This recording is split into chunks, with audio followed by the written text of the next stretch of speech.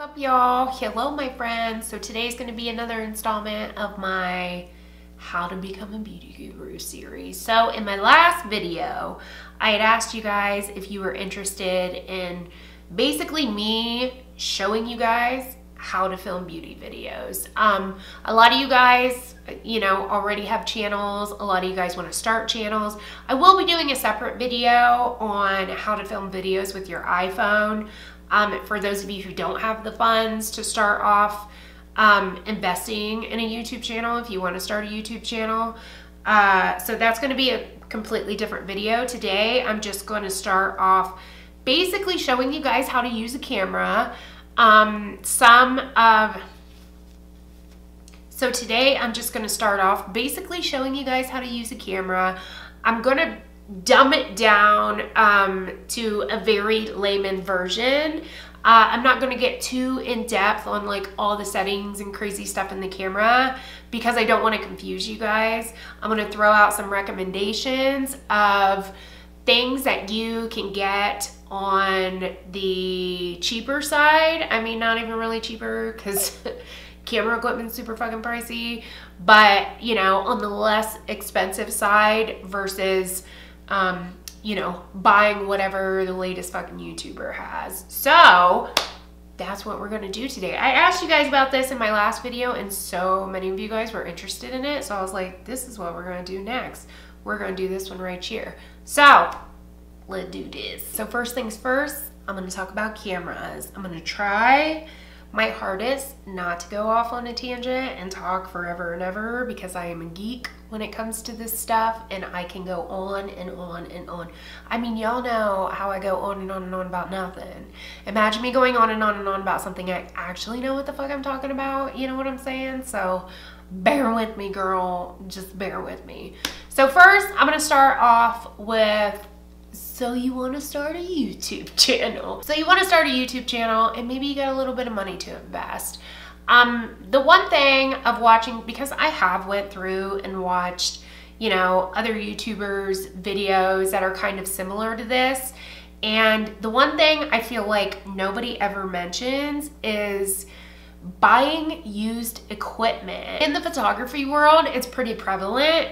Buying and swapping used equipment, because when it comes to DSLRs or mirrorless cameras, they are made to withstand a lot. Like, they're such better quality than, say, if you go out and just buy point and shoot. If you don't know the difference, basically a mirrorless camera and a DSLR have detachable lenses that you can interchange, and a point and shoot does not. The point and shoot, the lens does not come off of, and because of that, that point and shoot isn't going to enable you to upgrade it. So that's why DSLRs and mirrorless cameras are a little bit more expensive.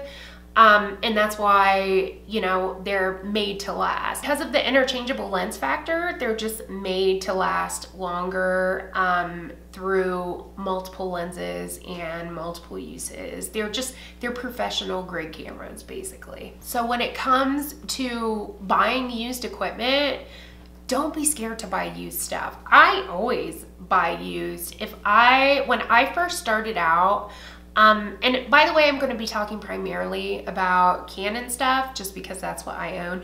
If you own Sony or Nikon or whatever, I can't really speak to that. I used to own Sony back in the day and I used to only use Sony. But to be honest, it got to where it was harder and harder for me to find equipment that was affordable because of the fact that I was using Sony and Canon's just more popular. So I ended up switching, like selling all my Sony stuff off and switching over to Canon. And it's just so much easier to find software, to find lenses, to find, accessories to go with my Canon. Like, everything is just a lot easier when you use Canon. I will say that when it comes to Sony, the lenses are much cheaper than they are when it comes to Canon or Nikon, but they're just a lot harder to find. You know what I mean? So a lot of times I would go onto Craigslist and buy lenses off of people, and my Sony lenses were so hard to find. But whenever I went on Craigslist and looked like in the photo section on Craigslist, Canon, Nikon, I could never find anything Sony used, and it was so frustrating. So I finally just bit the bullet and sold all my stuff off. And mind you, I sold a full frame camera with I think I had 5 or 6 lenses for one camera and one lens. Now, when it comes to YouTube, I've explained this on my channel before, but I know there are a lot of you out there who are a little bit newer to my channel. I did not purchase or acquire my equipment for YouTube. I purchased or acquired my equipment because I was a professional photographer. So the YouTube thing just came hand in hand because I already had this stuff. Do you know what I mean? So for me, it wasn't about buying the stuff to invest into a YouTube channel that possibly may never have a return on it. It was more buying the stuff that I was going to get a return on because I was getting paid to do pictures professionally. Do you understand like the correlation there? Like, this YouTube needs to be something that you are insanely interested in because I always tell you guys, like, I'm not a YouTuber, I fucking don't do this as a job, blah, blah, blah.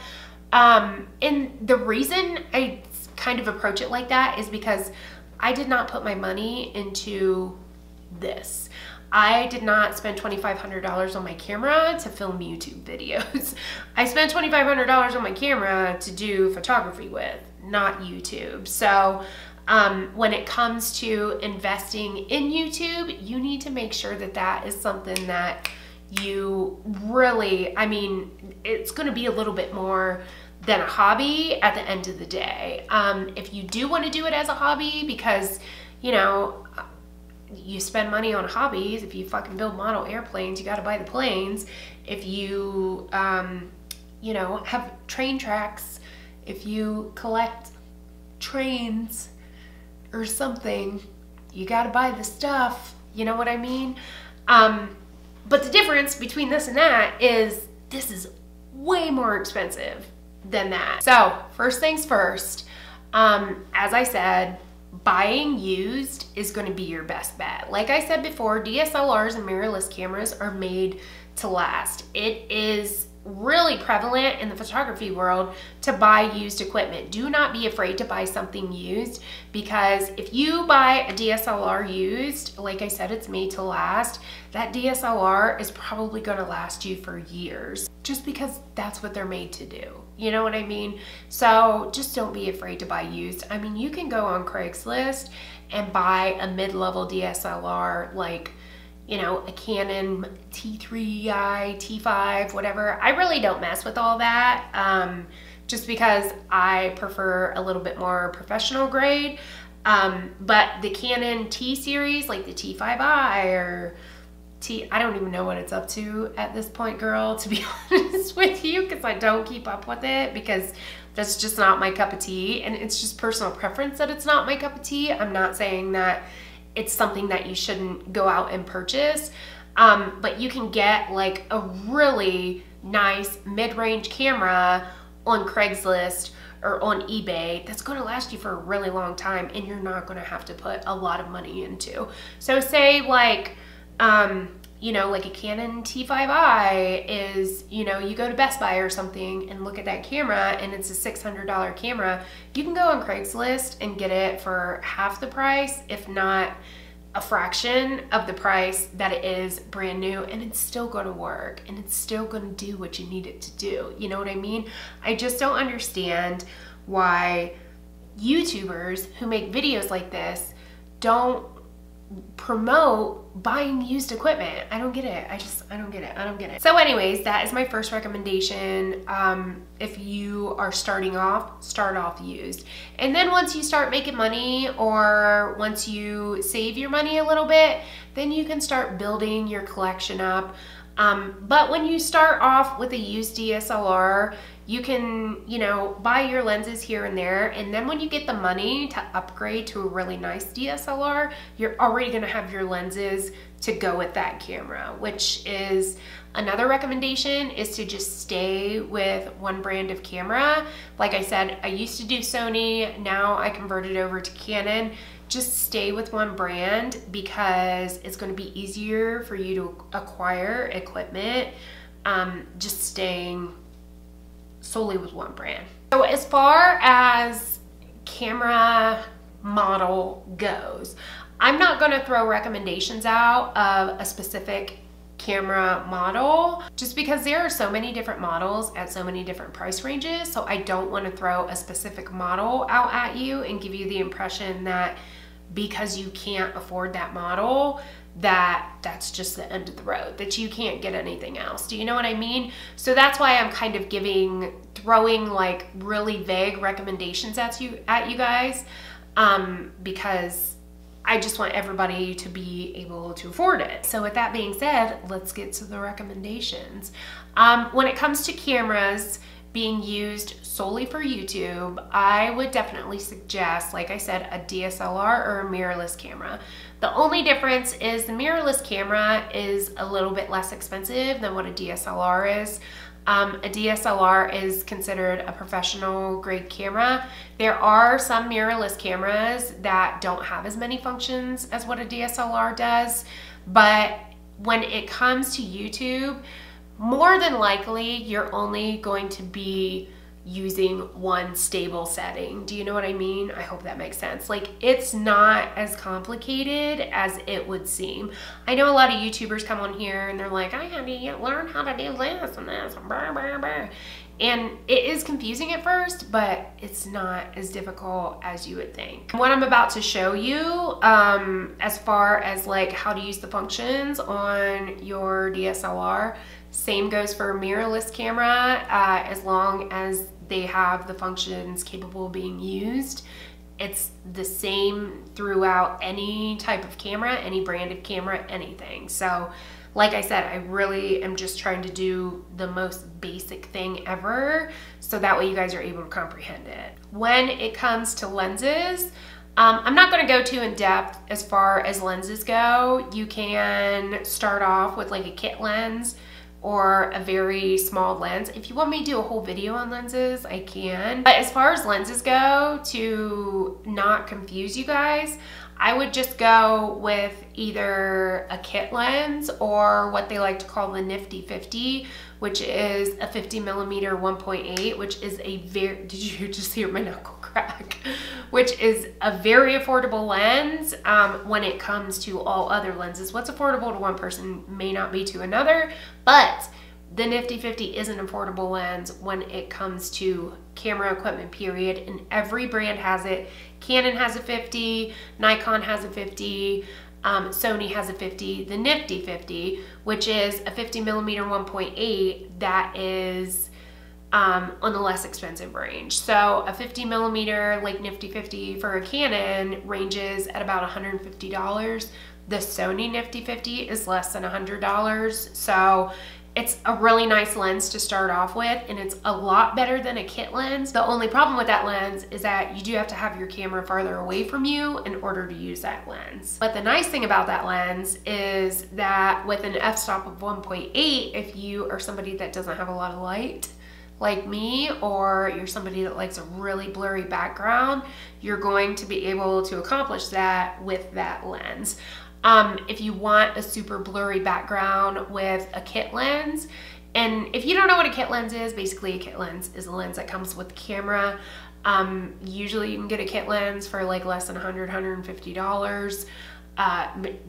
Most times less than $100 depending on the kit lens, but that's not always the case, because with my kit lens on my camera, the lens that came with my camera is a $700 lens. It's an L series lens. But at the same time, it was considered a kit lens because my camera is a high professional grade camera. It's a full frame camera. If you do like the blurry background and you want to like stick with the kit lens, or you already have a kit lens, I would suggest keeping your camera farther from you and zooming in, because that's what's going to give you that like super blurry background. All right, so now I'm just going to grab my vlogging camera and I'm basically going to give you guys like a first person view on how to use my camera.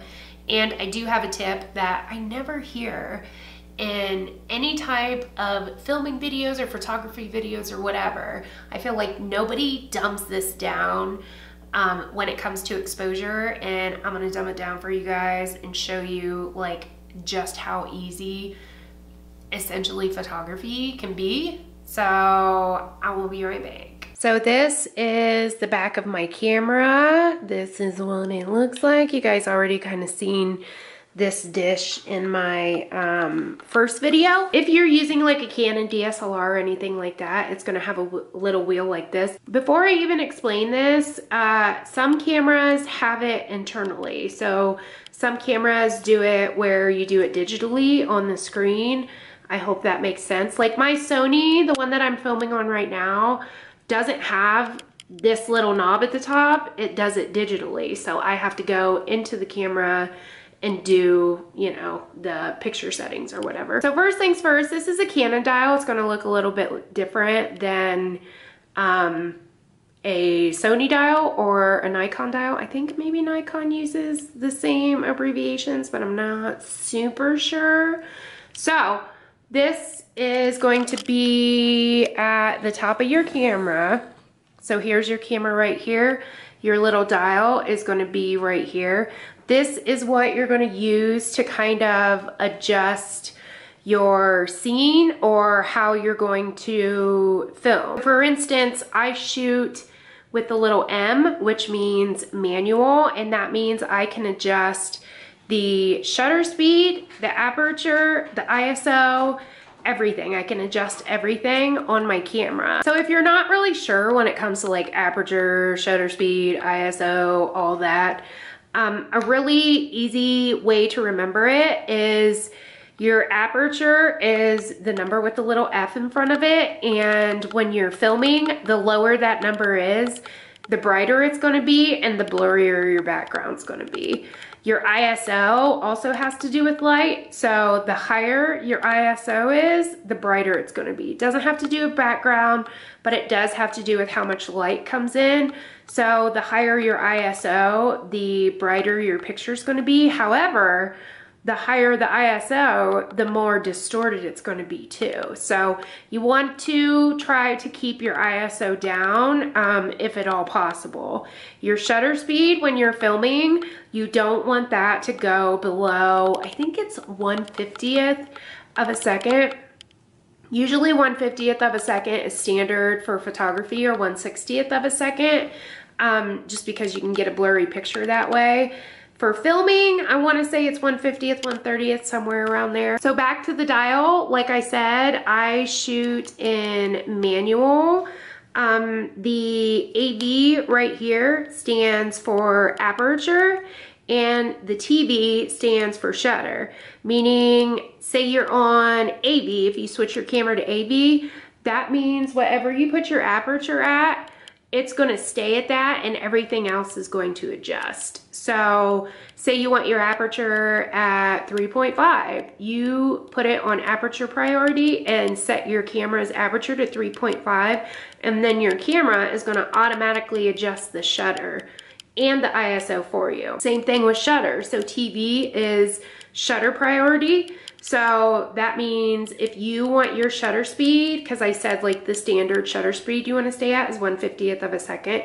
If you want it to stay at 1/50th of a second and adjust your aperture and ISO accordingly, then you would go to shutter speed. I like to stay on manual just because I like to be able to adjust everything when it comes to filming. When it comes to photography, 9 times out of 10, I'm usually on aperture priority, just because manual is so hard to catch up with, especially when you're taking pictures like outside where the lighting is really varied.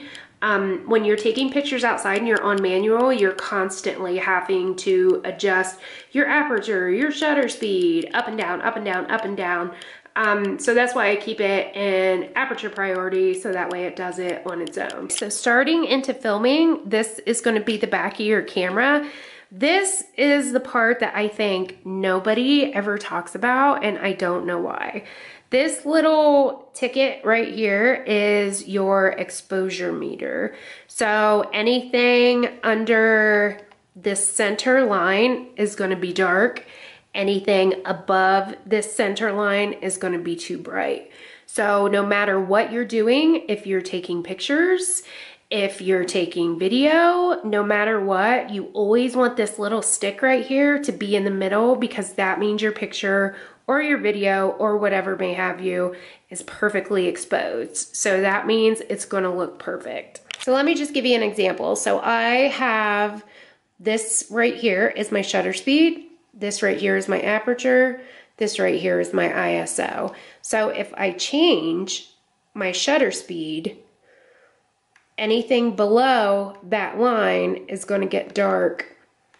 If I change it this way, anything above that line is going to get too bright. So you always want to have your picture right in this center line. Video, film, or film, photography, no matter what you're doing, it's always going to be in that center line.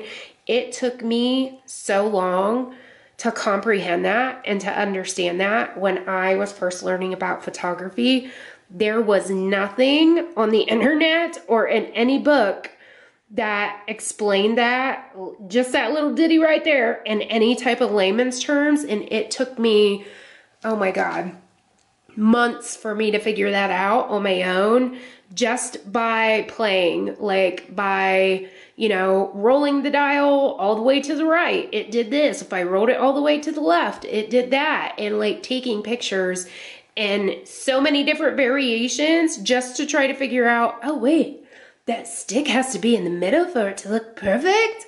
Why didn't anybody tell me that? Like, what the fuck? So that basically is, you know, the easiest way to explain it. So the difference between shooting in manual and aperture, because your aperture is set and everything is adjusting according, the only thing you're able to do is adjust your, where is he? There it is. The only thing you're able to do is adjust your exposure. You can't adjust your ISO or adjust, you can adjust your aperture because you're an aperture priority, but you can't adjust your shutter speed or anything like that. You can only adjust your exposure. So sometimes there are cases when, especially for filming video, when you want to overexpose, because not gonna lie, when you overexpose, it just makes you look better, it makes your skin look clearer. It's just a little YouTube tip for you. If you see somebody in their video and their video is like bright as hell, it's because they're overexposing to make themselves look better. So overexposing is needed sometimes, never in photography. The only time I've ever had to overexpose in photography is when you're taking a picture against bright lighting. Then you have to overexpose for your scenery. And then underexposing, a lot of times people will underexpose in order to get like a true color out of something, or if somebody's doing swatches of, say, like a highlighter and you can't really see it, you underexpose, that's going to help you to see that highlighter a lot better because it's not going to be as bright and washed out. So if you own a DSLR and you put it on a tripod, you put it on a tripod, ignore the mic and all that stuff, this is what you're going to be looking at. You're going to turn it over here and switch your camera. If you can see it, turn it over here, switch your camera to manual settings, go to the back of your screen, and you want to keep it right here. Obviously, yours is going to look different than mine because I have a full frame and you might have, you know, a crop sensor. And really, essentially, the only difference between a full frame and a crop sensor is the full frame allows you to get more of the scenery in the picture, in layman's terms. So you're gonna, you know, put it on video, then you're gonna stick your camera on manual. You're gonna come to your little ticker here, and you're gonna roll your dial until your ticker is directly in that middle stick where it's supposed to be. And that's basically all you need to know. Okay, so that is basically, in layman's terms, what you do. It's super easy when it's broken down and explained to you. There are like other settings on your little dial here, but to be honest with you guys, these settings have no relevancy to me because I only shoot in manual. And to make your videos look as good as possible, I would suggest you guys only shoot in manual as well, just because you're going to be able to manually adjust the lighting, and it just looks better when you shoot manually than when you shoot in automatic settings. One more thing I wanted to show you guys is white balance. So I always shoot in auto white balance, but the only reason I shoot in auto white balance, and if you don't know what white balance is, it's basically a way of setting your camera up to get the truest color possible. So I always shoot in auto, and that's only because my camera has a high dynamic range, so it can kind of grab out you know, different tones and colors, high tones, low tones, all that stuff. If you are filming with your DSLR and you find that wow, my shadow is green but it looks like blue on film, then you would want to adjust your white balance, which you would go down here to custom white balance, and there's no card in my camera so it's not going to let me. But basically you just go to custom white balance. You can buy a gray card to shoot it with, but I mean, you can just use something white, like a white piece of paper or a white poster board or whatever. You just have to shoot something that's either grayscale or white, and 9 times out of 10 most people just shoot white. So basically all you do is hit the custom white balance, and then, you know, you shoot what you're going to shoot. Obviously that's not going to white balance, it's probably going to make it look all weird. But you shoot whatever, you know, white or grayscale you're going to shoot, and then you're good to go. Your color will be at its truest form. And you'll find out that using the white balance in your camera just offers a better picture altogether, just because the color is so true, and it's going to make your colors a lot more vibrant as well. All right, y'all, so that is what's up. That is how you film beauty videos. You know, and all of that is going to come into play when it comes to lighting or whatever.